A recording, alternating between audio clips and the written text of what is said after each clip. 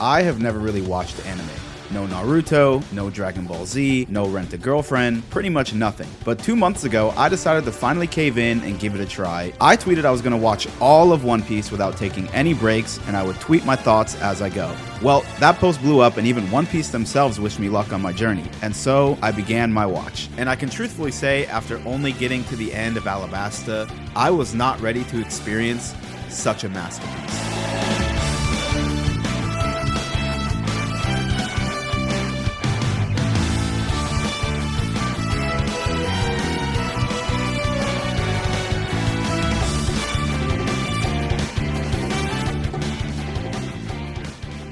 Now, to give a quick overview of what this video will be, I'm going to go through each arc leading up to and including Alabasta and give a review of how I experienced watching them. I'll share what I think the show did really well, things that stood out to me, and highlight some of my favorite moments and why they mattered so much. Before we even jump into the first arc of the show, one thing I want to compliment One Piece on is how strong its intro was.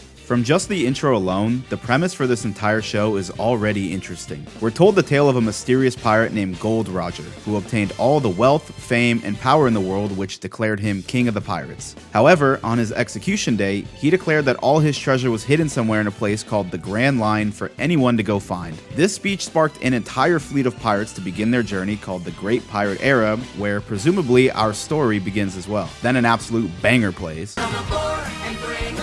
This intro alone already kicks off the world-building possibilities this show might have and leaves you with so many questions. Who is Gold Roger and why was he killed? What was included in his treasure? And what is the Grand Line? With these questions in mind, we begin our first arc, Romance Dawn.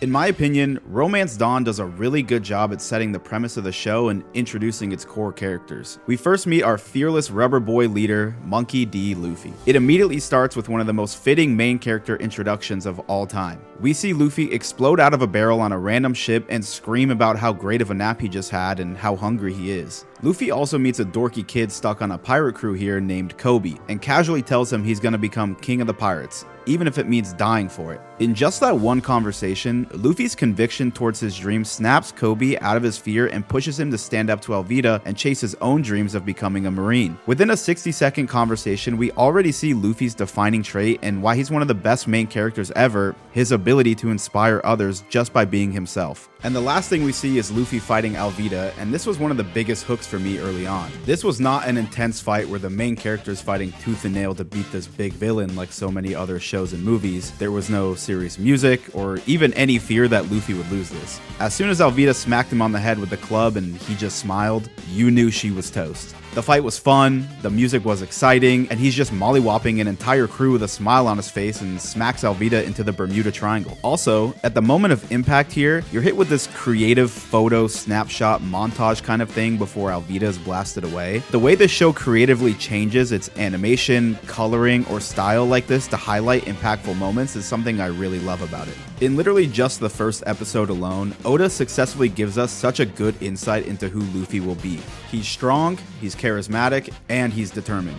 This arc also introduces what I think is one of One Piece's greatest strengths, its use of backstories. The backstories are emotional and thoughtfully written in this show. They don't just show you what happened to characters in the past, they help provide so much context into what makes each character act the way they do.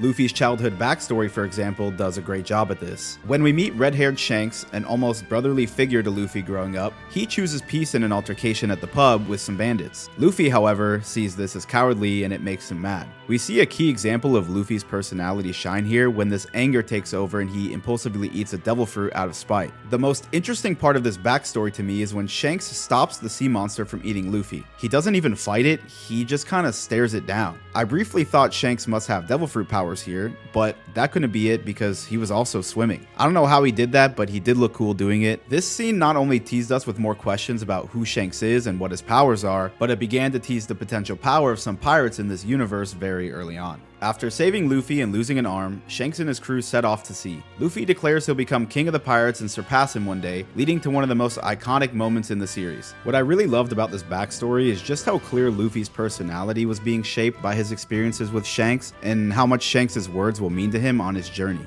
Luffy's ability to inspire others comes when we meet the next member of our crew, Roronoa Zoro, the terrifying, bloodthirsty pirate hunter and one of the greatest swordsmen in the world with a sick bandana. Now, when I first saw Zoro and his bandana, I immediately thought of The Legend of Zoro. With similar names, masks, theme music, and so forth, it's cool to see where Oda probably got his inspiration for making this character. When Luffy meets Zoro, he's met with a cold shoulder and no interest in joining his crew, but Luffy's determined to make it happen. After learning the Marines were planning to kill Zoro, Luffy storms a Marine base to save a guy he just met, showing Zoro how determined he is. When things escalate and the Marines are about to turn Zoro and Kobe into the Swiss cheese fruit, Luffy jumps in front of the bullets and saves them, showing Zoro just how powerful he is. We're once again shown that through his actions and sheer determination to achieve his dream, Luffy can even inspire the infamous pirate hunter Roronoa Zoro to abandon his old life and commit fully to his own dream by joining the crew. Watching Luffy and Zoro duo an entire Marine base also gives you an early glimpse at how fun the combat in this show can be. We also get more important Luffy moments early on here when he gets angry at Captain Morgan for interfering with Kobe's dream of becoming a Marine. In this arc now, we had 2 instances of Luffy doing everything in his power to make sure the people around him get the chance to live their dream, even if he barely knows them yet. The arc ends by giving us our first look at the world map and the Grand Line, which is now, we know, a big sea route that cuts through the middle of the Red Line as we begin to set up the world building of the show even more. While only being 4 episodes long, to me, this arc felt like it did an incredible job at introducing some of the show's main characters and beginning to build the story of One Piece. When the 2 set sail for the Grand Line, it begins our next arc, Orangetown. What Orangetown did really well was start to show us some of the real-life consequences of this great pirate era as we enter a town completely taken over by pirates. Here we meet our first big pirate villain and fellow devil fruit eater, Buggy the Clown. Buggy is the first villain we meet with a lot of personality. He's goofy, but is also genuinely threatening. Even his own crew is scared of him. Looking back now after watching 200 episodes, Orangetown is where One Piece's character designs really started standing out to me as well, with Buggy specifically. This arc was also the first time I audibly laughed at the show, when Luffy calls Buggy weird for being a chop chop person, and then they just hit us with this 4th wall-breaking disclaimer that Luffy is a rubber person. So he's a chop chop man? That's pretty freaky. Now, the real standout of this arc, however, is not Buggy, it's Nami. Early on, Nami's presented as someone who's deceptive, only looks out for herself, and isn't afraid to manipulate others if it benefits her. As well, this arc establishes early that Nami hates pirates. She mentions to Luffy that pirates killed someone very close to her, and while we aren't given details at that point, it's clear that the hatred is personal. When Luffy fights the lion to protect Shushu's pet shop, Nami watches a pirate do something that she's never seen before, doing something that doesn't benefit them at all. There was no reward for helping the dog, but Luffy steps in anyway. We start to get more insight into Luffy's moral compass here as well, that he actually doesn't care about the rules or who you are. If something feels wrong, he's gonna step in. In this moment, you really start to see Nami realize that Luffy might be different from all the other pirates she's met. However, she's not fully on board yet. By the way, this Oda guy is a sick, twisted man for making me feel the way I did watching little Shushu see his dead owner's pet shop get burned to the ground. However, the Shushu side story shows us something early on that One Piece does extremely well in my opinion. First, the show puts real effort into the people who live on these islands that the Straw Hats visit, which really makes the world feel lived in and not only used for when the main characters are on screen. And second, those smaller stories are used to build emotion that almost immediately gets acted on a lot in this show. In Shushu's case, it makes you angry, and so when Luffy steps in and smacks the guy responsible into the ground, it's extremely cathartic, and it's one of the most satisfying things this show does time and time again. This arc wraps up with a fight scene between Buggy and Luffy, and we begin to get some more lore building when it's revealed Buggy and Shanks used to be crewmates together and how Buggy gained his powers. At the end of this arc, Nami joins the crew, but only because it'll help her get more treasure. So now we have a navigator and a chart of the Grand Line, but what we really need is a boat, which leads us to the wealthy town of Syrup Village. Now, so far in the show, I had been enjoying pretty much every second of it. I thought the humor was great, the story building and characters were interesting, and I hadn't even had an issue with the pacing so far until now. The Syrup Village arc to me, unfortunately, was the first time I felt like I experienced the infamous not so great pacing of One Piece. We kick off this arc meeting the oh so honorable liar Captain Usopp, whose father Yasopp is actually part of Shanks' crew that we learn. Usopp's reputation as a liar is reinforced throughout this arc many times, like all the fake adventure stories he would tell Kaya, and interestingly enough, even his character design shows it as well, as his long nose reminds you of Pinocchio. We later see with other characters like Chopper, Oda sometimes seems to take character inspirations from old stories and fairy tales. I learned Usopp's name is similar to Aesop, an old Greek fabulist and the author of The Boy Who Cried Wolf, just like Usopp does in his village. As well, the Japanese word for lie is Uso, so you take Aesop and Uso and put it together, and you have Usopp. I think this kind of multi-layered creativity for characters and story design is really going to set One Piece apart from anything else the further I get into the show. As the arc goes on, we also learn why Usopp lies so much through his backstory. When we learn about his mother dying and hope of his father returning someday, we begin to understand Usopp much more. Usopp lies because underneath it all, it's what he wishes for. He lies that pirates have arrived every day, hoping that one day his father would actually return. He lies to Kaya about his adventures, hoping to one day do them himself and also to raise Kaya's spirit. And so while he might be a little annoying sometimes, I gained a real soft spot for Usopp during my watch. Even some of the moments later in the show when he really makes it hard for you to root for him, I always did end up thinking back to where it all started. The Straw Hats see his determination to help a town full of people who didn't even like him, and they decide to make him part of the crew. One of my favorite moments in this show happens early in this arc when Luffy meets Usopp. Upon meeting Usopp, who draws his slingshot at the crew, Luffy directly quotes Shanks saying, "Guns aren't for threats, they're for actions," which is a callback to Luffy's backstory. It might not be the most grandiose scene in the show, but it showed just how much of a mark Shanks left on Luffy, and I loved hearing his use of the line in his own journey. It also really makes me excited to finally see when Shanks and Luffy reunite. Now, the last thing I had to mention here was the pacing. So far in the show, I hadn't had any issues with it. However, this is the first time I felt the pacing start to drag a bit, especially on the fight during the slope, because wow, did that drag on for longer than it needed to. None of the people they were fighting were all that interesting to me, and with it being slowly paced is sort of what knocked down this arc for me just a tad. The villains during this arc were alright. I thought Kuro had some cool moments, but his ability and the ability of the people around him just didn't intrigue me all that much. Even after all this, I wouldn't say this arc was bad at all though. It had some deeply emotional scenes and it also had some good story progression. The biggest plot point we got at the end of this arc was finally receiving our very own ship, the Going Merry. First off, I love the design of this boat. The amount of personality and detail that's packed into something as simple as their ship shows just how much care goes into every part of this show. With the four of them setting sail, Luffy's still missing an important part of the crew, someone who can cook him some food. And that's where we begin the next arc, Baratie. This arc brings us to the floating sea restaurant known as Baratie. Now, what I was not ready for in this arc was just how much world building was about to be done. First, we meet Sanji, the cool, suave chef that cares a lot about two things: food and women.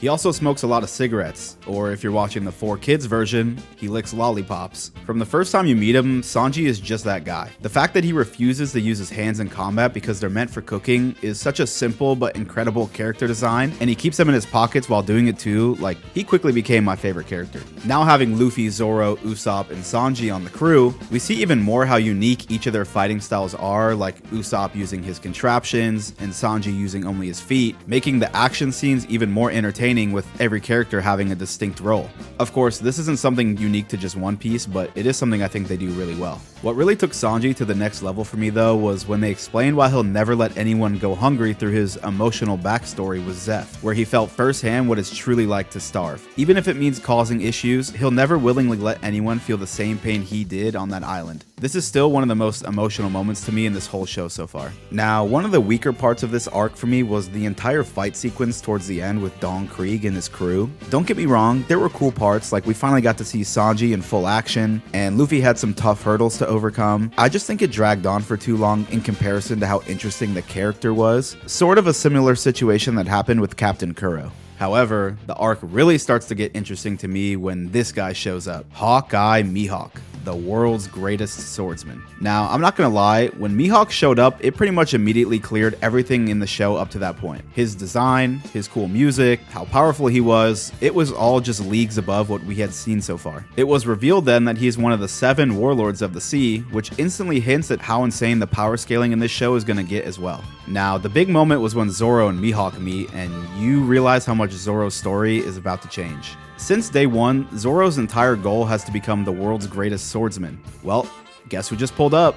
the world's greatest swordsman. Normally shows would build this kind of interaction for seasons to come, but the fact it happened in just a few episodes was a pretty crazy plot twist. Something I thought the Baratie arc did well here as well was allow us to dip our toes into just how big the scale of One Piece will be with the introduction of Mihawk. When Mihawk explains just how small the Straw Hats are actually, with the East Blue being the weakest of the 4 oceans, it changes our perception of all the conflict we've seen so far and what's to come. Mihawk and Zoro face off, and Mihawk hits probably the coldest line I've ever heard. After all, you wouldn't kill a fly with a cannon, would you? And then he whips out an easy bake knife and ISOs Zoro with ease. My jaw was pretty much on the floor at this point, as I couldn't believe what I just watched, man. Like, Zoro's my GOAT. You can't lose. What made this hit even harder is that we finally got Zoro's backstory as well, as we learn why becoming the world's greatest swordsman isn't just a goal for him, but it's a promise he's been carrying for a childhood friend who passed away. Knowing that, when Zoro chooses to take Mihawk's slash head on rather than from behind, we see how much his dignity as a swordsman means to him. Mihawk leaves Zoro with a scar, but also with a new purpose: to train even harder so they can meet again one day and have a rematch. And I cannot wait to see that rematch later in the show. Surely it's happened by now in 1,000 episodes. I really loved the moment between Zoro and Luffy here after Zoro raises his sword and apologizes to Luffy, saying the king of the pirates deserves nothing less than the best. It was reassuring to finally hear someone else validate Luffy's dream of becoming king of the pirates, as he always validates everyone else's dreams so much. Now, while all this is happening, a very important scene is taking place. Nami steals the Going Merry and breaks down in tears, repeating that she just wants to be free, making it clear there's something deeper going on with her. This moment was a big hook in the show for me at this point, as this seemingly smart and deceptive girl completely breaks character and is begging to be freed from something we aren't sure of. Also, I loved these guys, man. These are the big bros. The last bit we have to talk about was Sanji's departure from Baratie.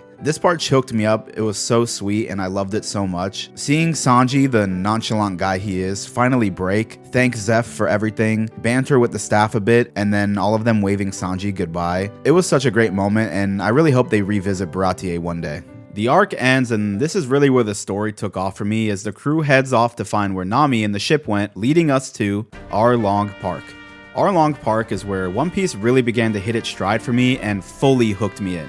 You know exactly what part I'm talking about too. To me, this arc felt like the culmination of everything that had happened with Nami finally started to tie together. We had our ship, we had our chart of the Grand Line, everyone in the crew so far had their story explained, except for one. Now all we needed to figure out is what the hell was happening with Nami. And I can tell you, I was not ready to find out what the hell was happening with Nami. Arlong Park begins and we discover one of the biggest plot twists so far, that Nami is actually part of a pirate crew called the Arlong Pirates. This illusion continues as the arc goes on, but we start to see signs that something is definitely wrong. Like, even Zoro wasn't believing the act. She frees Zoro and saves Usopp, but later tells the crew to leave her alone forever and not mess with the island's affairs, but no one was buying it. When Luffy heard Nami didn't want to join the crew, he just fell asleep because he knows he isn't leaving without her. This moment also had some really good personality moments, like there were some funny scenes, especially between Zoro and Sanji. You know Sanji is siding with Nami no matter what. Nami's story continues to unfold as we discover through her incredibly emotional and borderline messed up backstory. Her decision to be part of the Arlong Pirates was not by choice.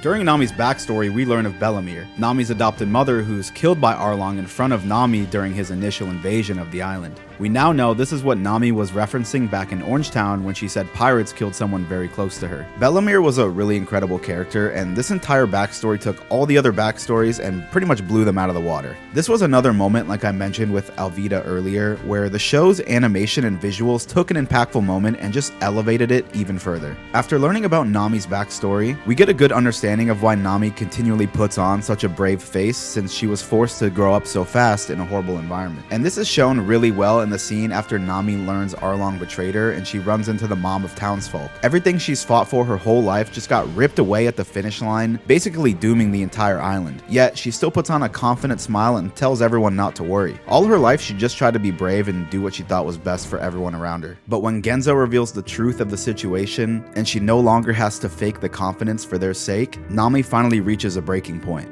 This is the moment that completely hooked me onto One Piece. This took the show to an entirely new level that I was not ready for. She falls to her knees and begins stabbing the tattoo of Arlong on her shoulder as she curses his name into the wind. The emotion I felt during the scene was something I had never experienced while watching a show before, and it truly changed the way I think of storytelling because I couldn't even imagine what someone like this could be going through. Nami was truly as broken of a person as you could be in this moment, and when she sits there and stabs the ink off her shoulder, a hand comes in to stop her, and all you hear is the wind.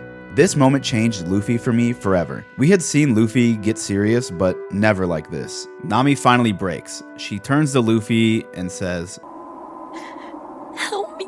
and in the next 3 minutes, I think I experienced the greatest television to ever be written. Luffy silently puts his hat on Nami's head, turns around and yells to the sky that of course he's gonna help her. He then begins walking, summons the squad who all show zero hesitation as well, and they all walk together to Arlong Park with the most epic music playing. I mean, that is cinema. How quickly everyone was ready to fight alongside their captain for Nami. Like, the writing in the show makes you love the crew as a whole so much. I've never been so attached to a group of characters before so early on. Then Luffy busts through the wall and hits one of the most epic deliveries ever.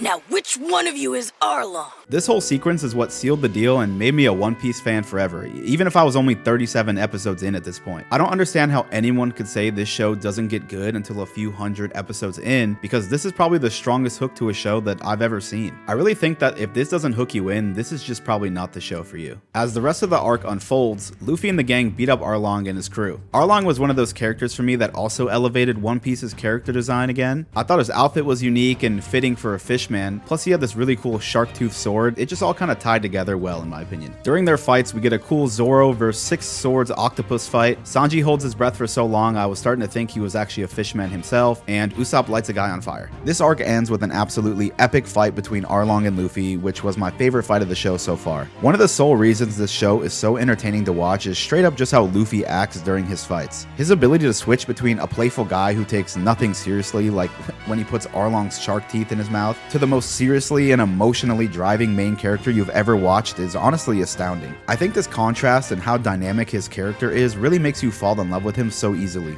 During this fight, Luffy also admits to Arlong that he can't do the stuff his crew can do, like use swords or cook or navigate. Both this and the walk to Arlong Park felt like the show was really starting to give us reasons to fall in love with Luffy as a captain and the crew as a whole. I honestly didn't think my tear ducts had anything left in them, but during this fight when Luffy discovers Nami's map room where Arlong enslaved her for so many years, the anger he felt knowing just how much she suffered in this room unironically gave me goosebumps. The way he immediately began destroying the room and seeing Nami watch all her old tools she was forced to use for so many years be destroyed hit me pretty hard. He then battle axes Arlong so far into the floor that the entire Arlong Park building comes crashing down and is destroyed forever. Through the rubble of this now destroyed building, Luffy stands up, injured and out of breath. He musters up the strength to yell one thing. Nami, you'll always be my friend!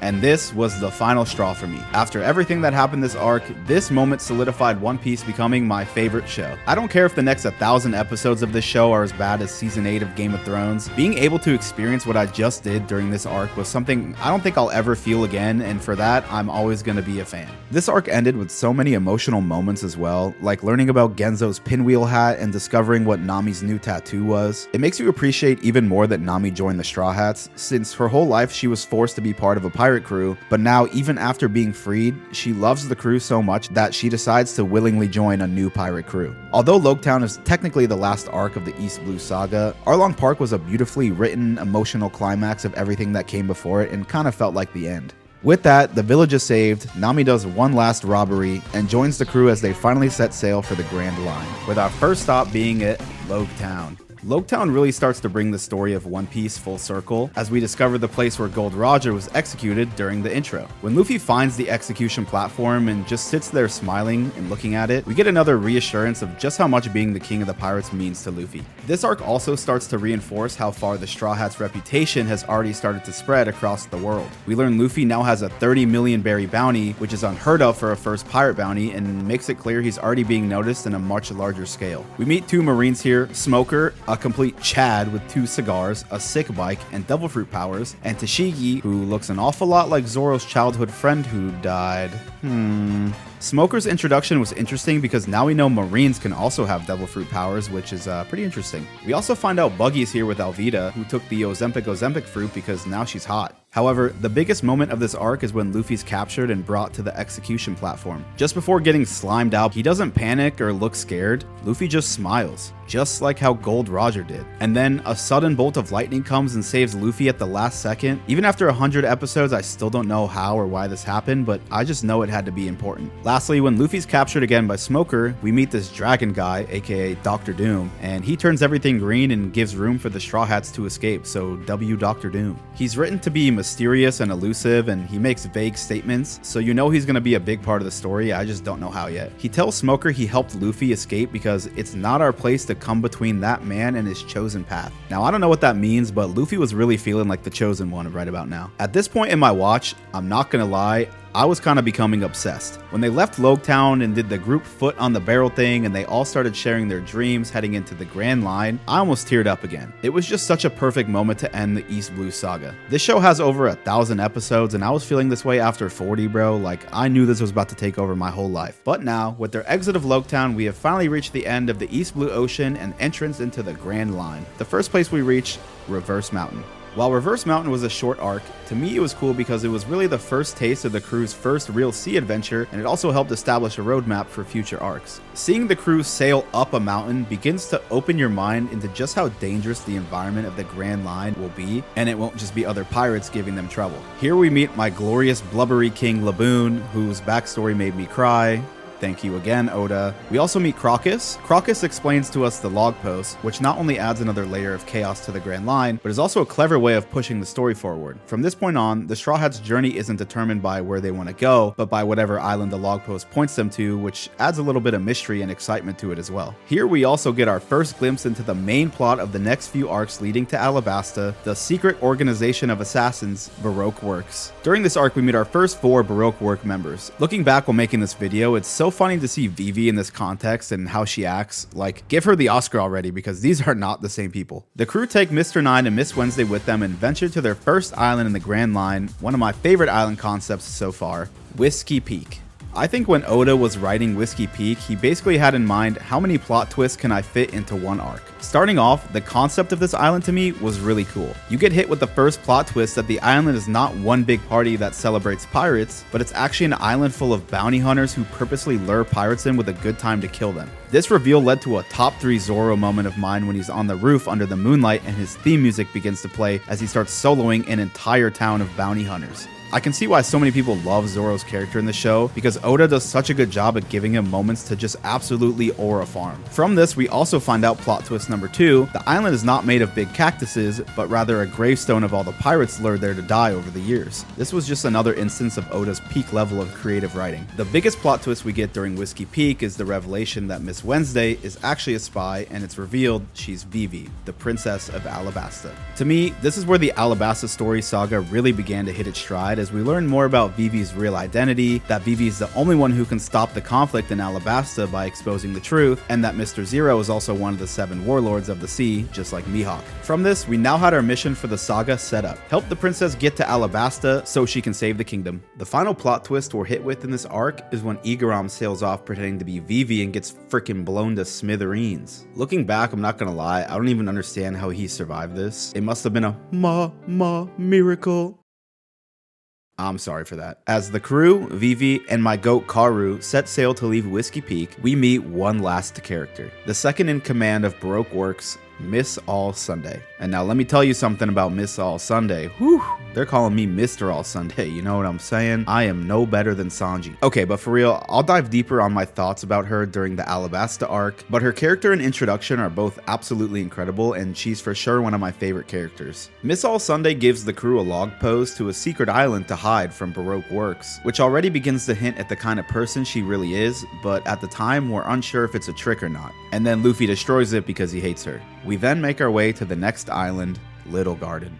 This arc did a good job at continuing to build the tension for the overall Alabasta storyline. It also had a lot of my favorite visuals the show has given us so far. We first meet the two cuddly giants Dory and Bragi, who both have incredible laughs. The Baroque Works story continues here as well as we meet the new powerful member, Mr. 3 and Miss Golden Week. I have to say, even though this Mr. 3 guy's ability was kinda goofy, he was low-key cooking with it. He was basically able to solo the entire Straw Hat crew and provided us with one of the best Zoro lines ever. I really liked seeing Luffy battle Bragi during this arc, as the size difference between the two of them made for some really interesting fighting dynamics. I really hope it's something we see more in the future with this show. Now, I will say there were parts of this arc, and specifically during this fight, that I began to feel the pacing was a bit of an issue again. It just felt like a lot of it was taking its time to really start escalating. But this was like the first time I'd actively noticed the pacing since Syrup Village, so it still didn't really bother me that much. This arc is where we finally get to hear Mr. Zero's voice for the first time as well, when Sanji tricks him into thinking he's actually Mr. 3. This builds some suspense in the storyline, as we now know Sanji has a bit of an inside scoop into what was going on, and really started to make me feel more interested in the Alabasta storyline as well. Probably my favorite moment from this arc comes at the end, when we learn the Giants' rivalry started as a hunting contest, mirroring the same kind of competition we saw between Zoro and Sanji.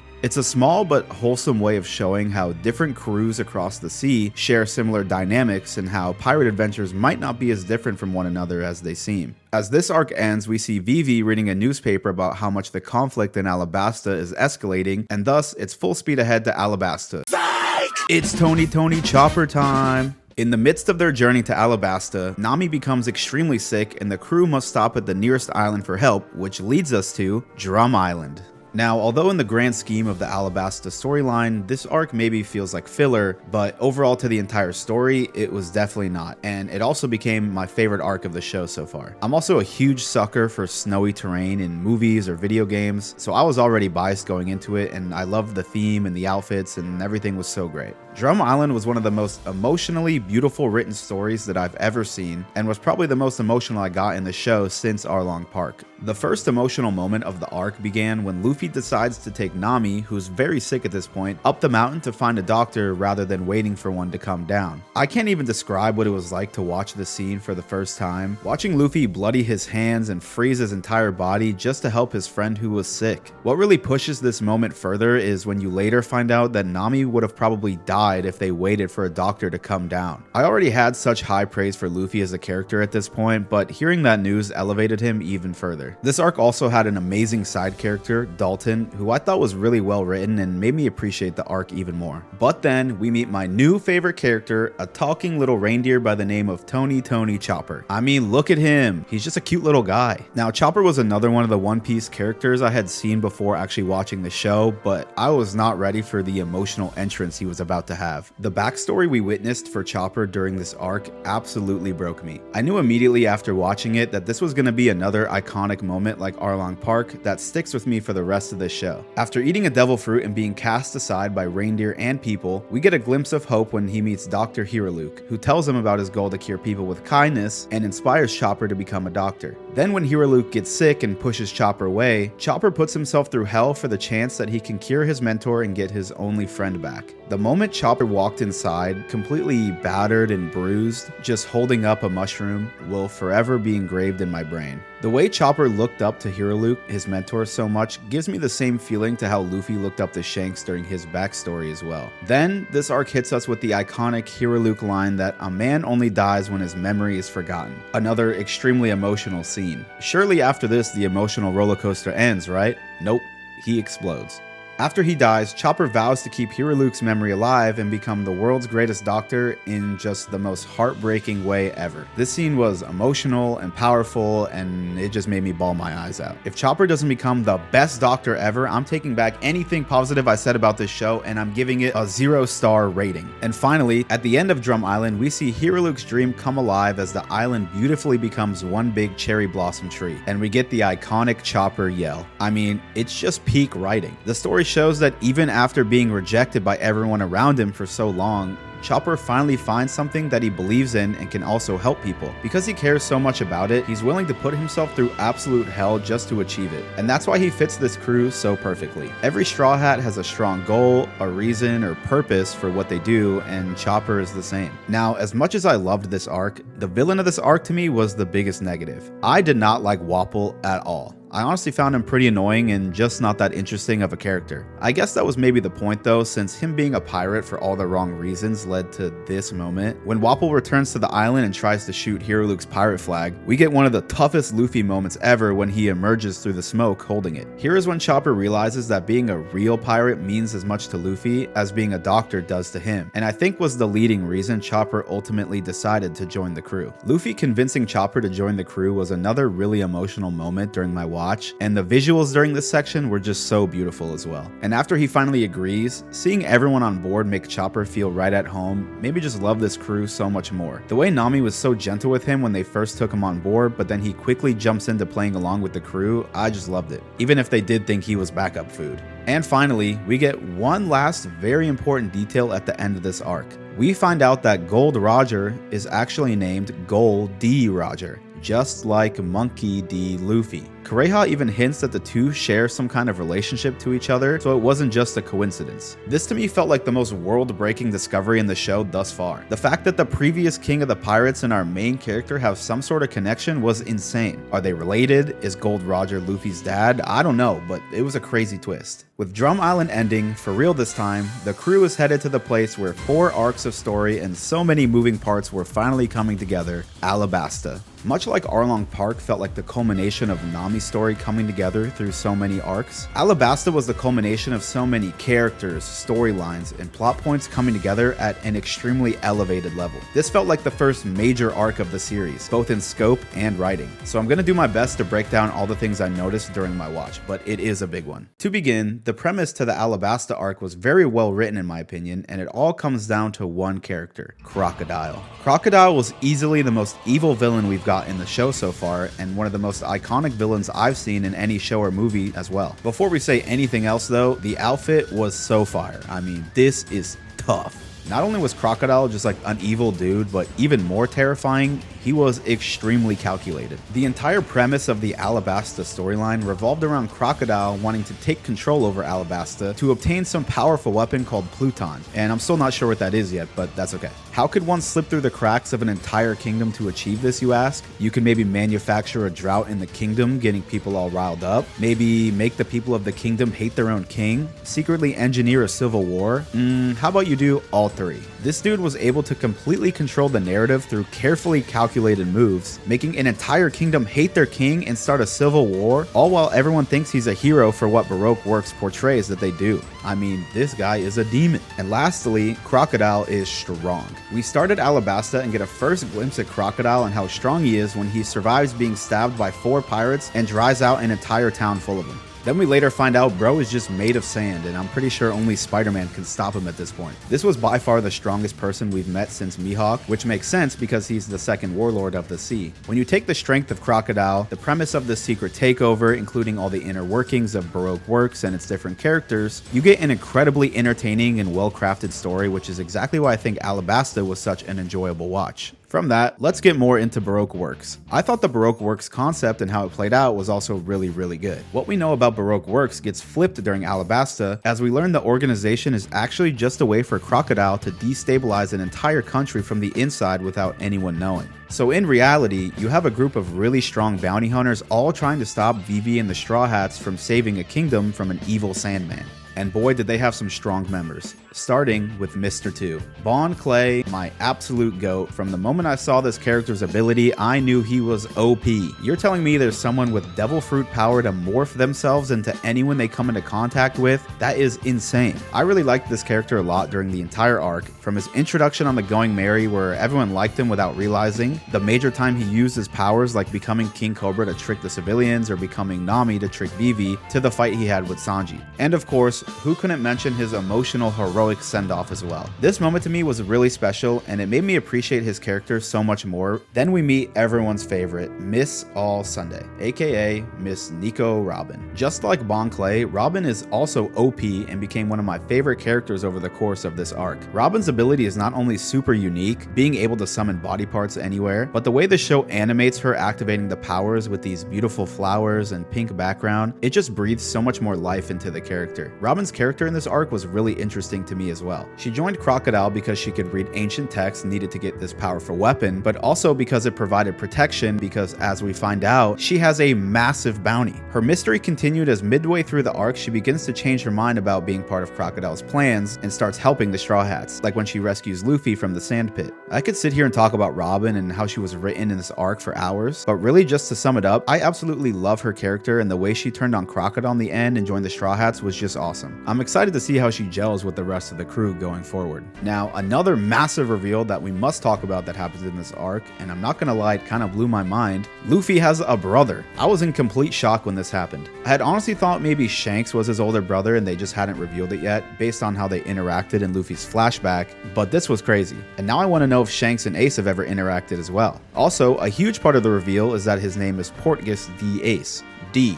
Like Gold D. Roger. So was my theory right? Are they all related? What does the D stand for? What does it mean? I don't know, but this is a big reason I want to keep watching. Speaking more on Ace, this guy rocks. His Devil Fruit ability is awesome, his little mini boat is sick, and it's revealed he's part of the Whitebeard Pirates. Like, this dude punched through 5 boats with a single Fire Fist attack. We had seen Ace for a quick second during Drum Island when he talked about wanting to meet Luffy in Alabasta, however we didn't know who he was at that point. There comes a moment when Ace decides to head off and leaves Luffy with a blank piece of paper, and now I really want to know what the point of that was, and I'm sure all you people that are caught up are probably giggling watching this because you know. I'm definitely excited to see more Ace as we get further into the show. Okay, this arc is so big and I think I could genuinely yap about it for hours, but I'm gonna stick to 3 final areas that I thought made this arc really good. Before I do that though, I have to mention the one negative I had with this arc, which was the pacing. The pacing of this arc, especially with how big it is compared to every other arc we've seen, was not the best. Now, I wouldn't say the whole arc was bad, similar to my thoughts with Syrup Village, but it definitely had a significantly slower section that really did start to drag. That moment for me was when they were traveling in the desert. This part just felt like it went on forever, and a lot of it was just the crew getting hit with heat strokes, the same kind of random encounters, and none of it felt really that important to the story besides showing how big the desert was. There were some moments I enjoyed, like meeting Toto and his emotional backstory, or bonding more with Ace, but overall it was the biggest negative of the arc to me. With that out of the way, the first of the 3 things I wanted to cover was the individual fights against Baroque works. What I liked about these fights is each major agent doesn't just fight a member of the crew, they challenge something specific about them. First we had Zoro versus Mr. One. Holy. It had an incredible setup, he was a tough opponent, and it had a great payoff. Zoro can hear the patterns.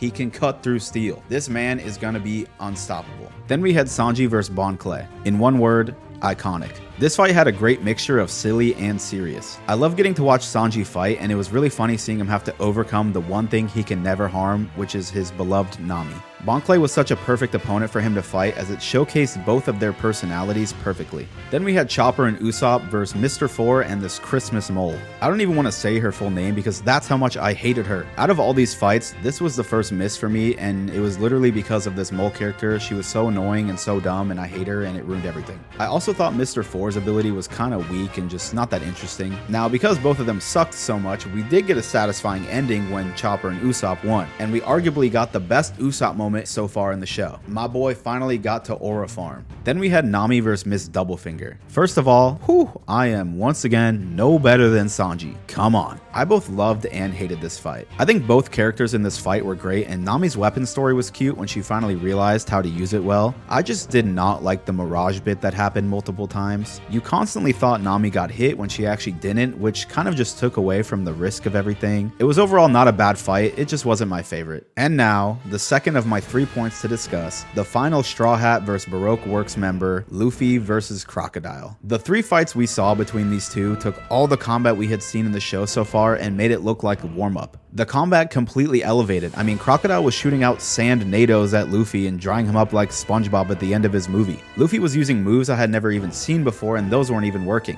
In the second fight, he even had to use a prop, which was the first time we had seen him use anything other than his rubberness to beat someone. Water Luffy. What I loved about the fights between these two is that each fight found a way to make it even more unique and insanely hyped than the last. In the first fight, do I even need to mention it? This was one of my favorite moments in the entire show so far. Of course, not because Luffy got stabbed and I thought he died, but just because of the sheer shock value. The way they amplified Luffy getting stabbed with pure silence, a bright red background, and the slow introduction of blood droplets was such an incredible way to amplify this intense moment. This was something I mentioned at the beginning of the show when Luffy first fights Alvida and they do this picture slideshow to show impact. In high intensity moments, this show finds creative ways to amplify them that I think is just so cool and interesting. In the second fight against these two, his use of water here, the symbolism behind it, and the moves he used was all just really cool. And finally, the epic third fight where Luffy literally uses his own blood to counter Crocodile's dehydration tactics, hits a spin move, Gum Gatlins, and then kicks him into the next stratosphere to make it start raining, all while the most epic classical music is playing. This show is like the coolest thing ever, bro. I don't remember the last time I screamed at the TV being so hyped like that. And finally, my third and final point about this arc is how many incredible moments it packed in that I just had to mention. The first moment I want to bring up is that I loved Sanji's appearance in the casino when everyone was trapped downstairs. In the rush of everyone being trapped in the cage, I kind of forgot Sanji and Chopper were missing. So when Sanji, my goat, called Crocodile as Mr. Prince, I got so hyped. And it only got better when Vivi finally escaped and ran into him at the casino. The music they played there and how confident he was just so entertaining. A big emotional moment for me in this arc was when Luffy and Vivi fight. This moment was so pivotal for me and reassured how much I really love Luffy. Up until this point, Vivi was trying to be a brave ruler and save the kingdom without anyone getting hurt, but we all knew that was pretty much impossible. To get her to finally understand this, Luffy being Luffy did what he knows best and got it through to her. Watching Vivi understand Luffy's point and accept that these are her friends who want to help her even if it means getting hurt was emotional and made me appreciate Luffy even more because although he's a little hot-headed at times, he knows what needs to get done and he doesn't beat around the bush. It very much reminded me of Luffy and Nami's interactions during Arlong Park.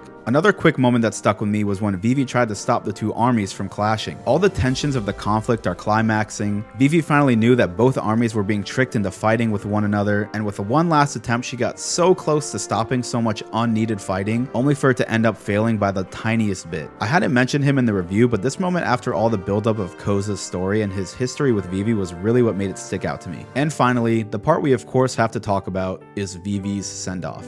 I feel like everything I could say about the scene has probably already been said. Everyone knows how you felt watching this for the first time, and it's such an incredible moment. It's just one of those moments in Oda's writing where Vivi could have left the crew with some goodbye hugs and maybe a bit of tears, but no, Oda makes it the most emotional tease until they all raise their hands and you just begin bawling your eyes out watching them leave. I just can't say enough about how good the writing in this show is. I also think the decision to not have Vivi join the crew full time was sad, but also made sense. Everyone's out to achieve their goal in life, and Vivi kind of did hers by saving the kingdom. I do hope they go back to Alabasta one day to reunite with Vivi though. Again, I could sit here and talk about every single thing I loved in this arc and the things I noticed, but it just has so much. It's very likely there's multiple amazing moments in this arc or any arc that I mentioned that I didn't say by accident or just didn't have time, but hey, it's my first YouTube video, so try not to kill me in the comments. Now, I know in the title I said I was going to talk about the first 200 episodes, but given how long the video is already, I think it just makes sense to wrap this up at the end of Alabasta. Currently, I have finished up to episode 200 in the G8 filler arc though, so if you want to see my review of Jaya, Skypiea, and G8, you can see them over on my Twitter. But with all that said, as someone who has not seen much anime before, my overall experience with One Piece has completely exceeded my expectations. The writing,